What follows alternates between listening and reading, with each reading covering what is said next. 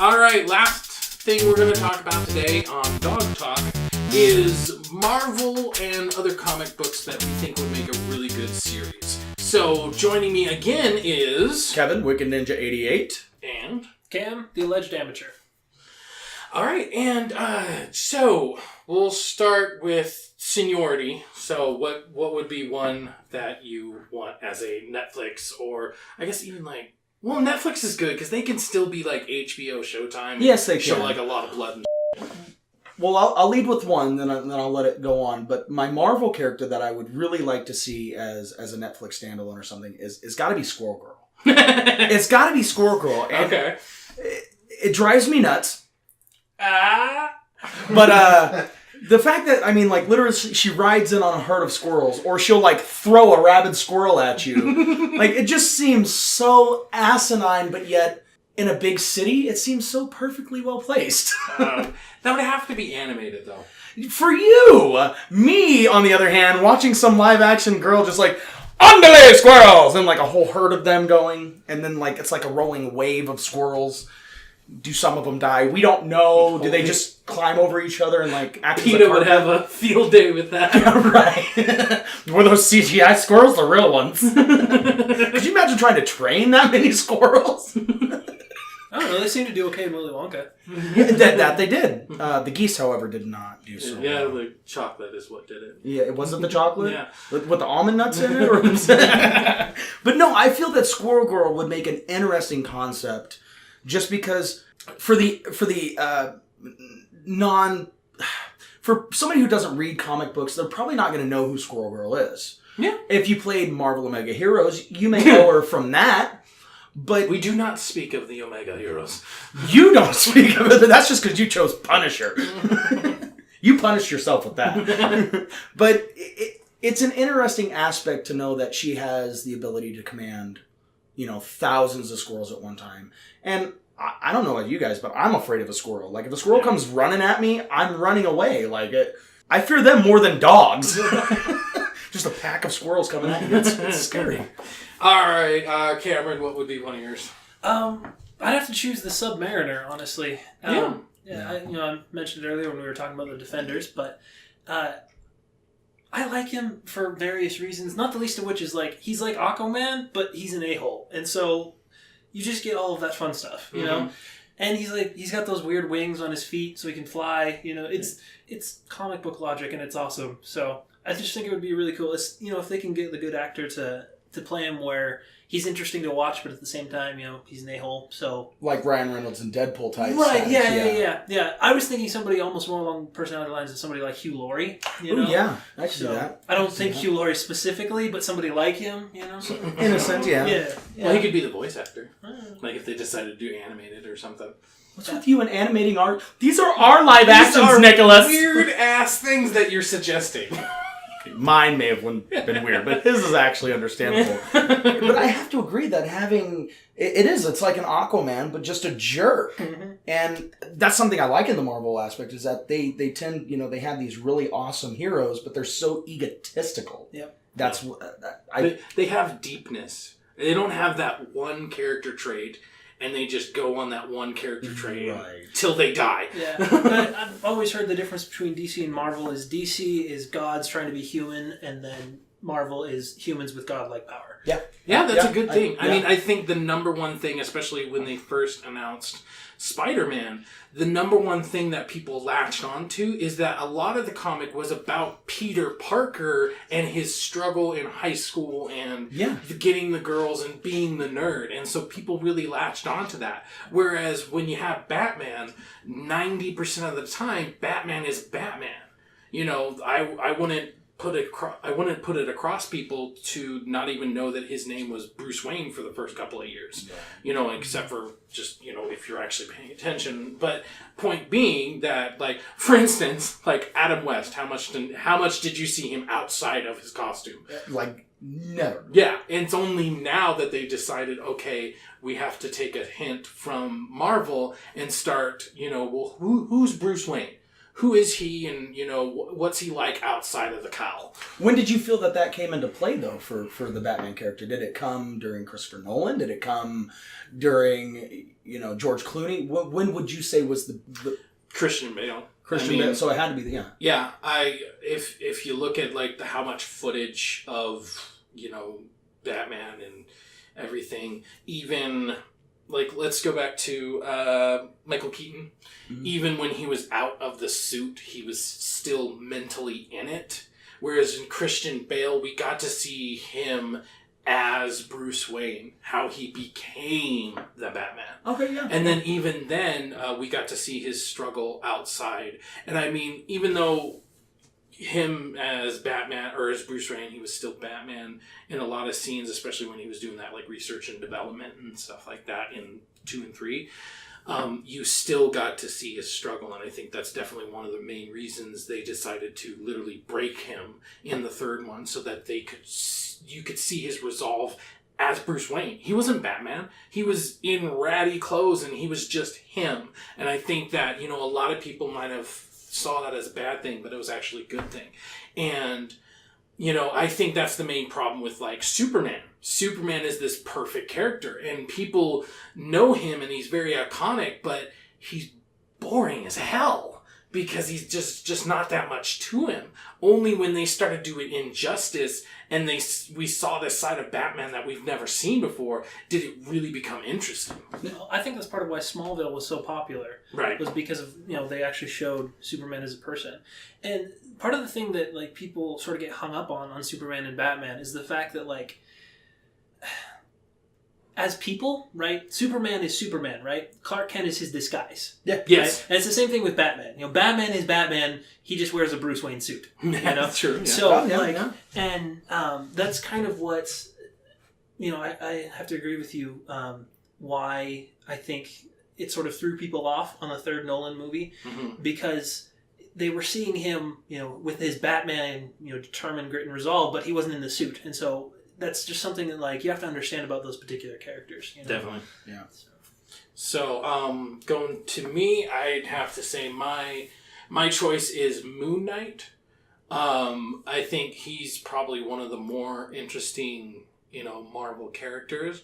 And I feel like, especially now that we've had Daredevil, and we've seen that grit or whatever, if they took it just a step farther and added some real good like bloody sequences, because that's kind of the cool thing about Moon Knight, is that he's Batman, but he's the Batman that's okay with killing. And then you add in the mental structure of his character and how he's schizophrenic, and like he actually like believes there's like all this weird stuff going on, and then you add in the I don't want to say spiritual, but the paranormal. There we go. The paranormal aspect with like basically the moon god giving him his powers, and I feel like the right director, right cast, that could be really, really interesting. And blood. I mean, I want to see that, because like you look at his knuckles and it's like blades for brass knuckles. And you look at the color scheming for Moon Knight, that pure white and silver and all that moon-esque coloring, it would contrast really well with the red. It would look nice. Yeah. It's not too often that you say like, oh, we need more blood, it's going to be nice. It really would. It would add a nice contrast on the film. Yeah, I think it would actually just add a contrast as a whole to sort of the tone, especially like the Netflix series have. Because in general, the way they're lit and things, they're more on the darker side. So even though he would be in like really dank and dark alleys, him standing out and in that white figure would make a really stunning image. So once again, for me, it always comes down to the writing. So if they could do it and show it correctly, then it would be amazing. Well, it's like you said earlier about Marvel being really, really good about incorporating their story with the action sequences. Yeah. Like you said, if they have a good enough writer who can put those two things together, because I agree with you that the action sequences in Marvel are far superior to DC, just because I feel like they're more bang for your buck. And I can see that. I see that very heavily. Yeah, as far as like his mental status, think of like the segments from like Mad Max, but in Moon Knight. you know, because obviously we didn't like it at first, but we definitely grew to like it. But the more I think about it, those moments in the beginning where you're seeing his thoughts and just how disjointed everything was. At first, I think I didn't like it, and it was on the big screen, and it gave me a headache. But after viewing it again, it's like it actually made sense. And so having something like that, but showing that mental, you know, instability in a character, and, you know, maybe giving him, like, you know, a voice in his head, and maybe that could be the quirky, funny thing that happens. Like Dexter. How many times did you laugh out loud because of his monologue? Yeah, right. It's kind of like we were saying about Deadpool. You know, he breaks that third wall or the fourth wall. He breaks it, whatever wall he's breaking. But generally fourth. There's generally usually the fourth. 16, honestly. Is there 16 walls? I can't count. Yeah, the fourth wall. Sorry, but yeah, he breaks the fourth wall constantly. Mm-hmm. And people are wondering, it's like, okay, is that design or is that literally his psyche just pretending that he's in this, and it, you know, not really breaking the fourth wall, but breaks the fourth wall. Are you thinking something like that type of? Well, not necessarily like self-aware. I just think that maybe his outside persona, the one that, you know, actually does the speaking, he's tough, he's gruff, but the voices in his head making him go crazy could be the ones like Spider-Man, where he's always quipping and he's making funny monologues and he's just being funny. And I think that could be an interesting way to show his mental, you know, instability. Yeah, so like have him have like a really gruff speaking voice, and then have his inside voice be like Jim Carrey or something. You know? Exactly. Yeah, something really quirky. Yeah, I could see that. So, second choice? Ooh, I'm gonna have to go with DC on this one. Mm-hmm. Dog Welder. Okay. Dog Welder has to be animated. No. What is wrong with you? You can't animate welding a dog to somebody's face. See what? No, we want to do it practical. Let's use real dogs. Real dogs. Damn it, Peter! No. You know, it's really interesting to see, like I say, the contrast of all these different characters. Dog Welder, again, is one of those ones. He had his own comic. Now they put him with Six Pack. Six Pack is an alcoholic guy that sits at a bar all the time. Six Pack, come on. Right, yeah. Dog Welder hangs out in the shadows. He's in the alleyways. He takes in stray animals, and then welds the dead dogs to your face. I mean, come on. You know, you're coming. You got an evil villain that's, you know, running and blowing up, and all of a sudden he gets stopped because he can't get this dead dog off his face. I don't know why, but for me alone, I'm just like, it probably won't make a good series. It's probably going to be a complete and total crap series, but it would be one I would want to watch because it's so out there. Maybe that's just me. Maybe I just like stuff that's out there. Yeah. I could see a movie, you know, like probably not an ongoing series, but like just like a short movie. Yeah, straight like to DVD. Yeah. Animated though, right? Yeah. And Cameron, did you have one more you wanted to suggest? Yeah. So for me, I would have to pick the Dark Horse comics, the Hellboy universe, specifically the BPRD. Yes. So, I mean, so you have the Hellboy movies, right? And I mean, you could make a series about Hellboy specifically, but just having it be about his organization that he works for, the Bureau of Paranormal Research and Defense, that would be, you know, because it'd be like a cop show with, you know, the paranormal elements. And so I think that affords a lot of different opportunities to cool stories and things like that. So. I feel like it could be more of a captivating story than what PlayStation released was Powers. Is that what it was? Which was the police force, and he was a superhero, but had his powers taken away by the wolf or something like that. Yeah. So I could see that. Yeah. He had it taken away by Eddie Izzard.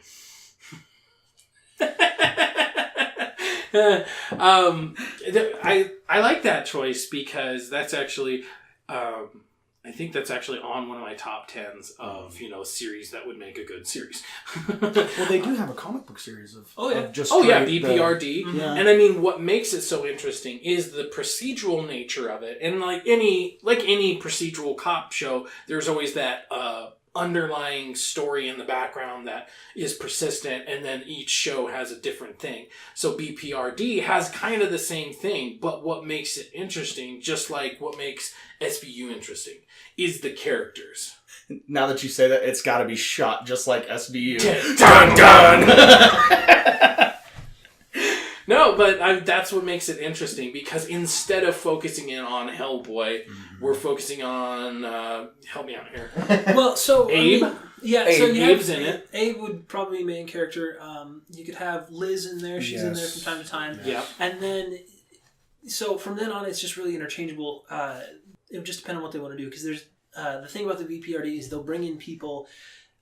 They have those that work for them, and then they also have like a lot of different consultants that they bring out from the outside. Sure. And so, you know, you have like a season where one of the people they brought in is like he's a really sensitive medium, and for some reason, like all these ghosts are bugging him, you know. But it doesn't make sense because you know all of the ghosts have been silenced since then, you know. Yeah. Or they have like really weird characters. Like there's one where this guy, his ability is he's really really sensitive to magnetic fields, but that's it. Like, he's like, there's a really strong magnetic field there. That's nice. What does that mean, you know? Somebody's microwaving popcorn. Right. And see, I guess another thing that would be interesting if they stayed, you know, faithful to the book is that we could have, there were certain times there would be a whole, you know, a whole issue that actually didn't have that much to do with the BPRD. It just, you know, you got like a little side story in the universe itself, you know? Yeah, absolutely. Kind of like a setup. Yeah. That's I mean, sometimes it didn't even really have that much to do with the world. It was really just like they were in the background. Yeah, like they maybe this whole thing happened, and then like at the very end they came in to like with the cleanup, that kind of thing. Yeah. You know, so really, really interesting side stories, and you know, that on a Netflix I think would be a very good choice. So yeah, frankly, I just think Netflix needs more like Lovecraftian horror anyway. Oh God, yeah. Good point. Yeah, I have to agree. Take away the documentaries. We don't need those. We'll get that on Hulu. Unless it's a documentary about superheroes and comic books, then, you know, you might as well. But yeah, no, I actually agree. I think the BPRD would be a wonderful series to follow along. Everybody enjoys that cop beat type show anyway. Right. For us nerds, we love our sci-fi. Yeah. Throw it in there. Yeah. All right, on me. All right, so that's what we think would make a really good Netflix series. What do you think? Let us know in the comments down below. That's it for the show today, so make sure to like us and subscribe to us on YouTube and Facebook at Deadly Operative Grunts, or on Twitter at Deadly Op Grunts. If you'd like to support a local Idaho and Northwest YouTube channel, go to our Patreon and help us out there. Plenty of stuff that only Patreon subscribers get. That's it for the Deadly Operative Grunt Show. Are we all doing the feeling squirrely? I don't care. Do it. All on you guys now. Yeah. Okay. And we're Feeling squirrely. Mother.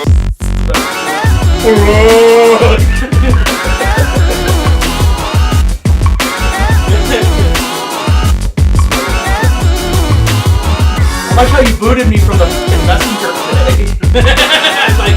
I got it. I was like, then I came back. I'm like, oh no, never mind. Like, what did I do?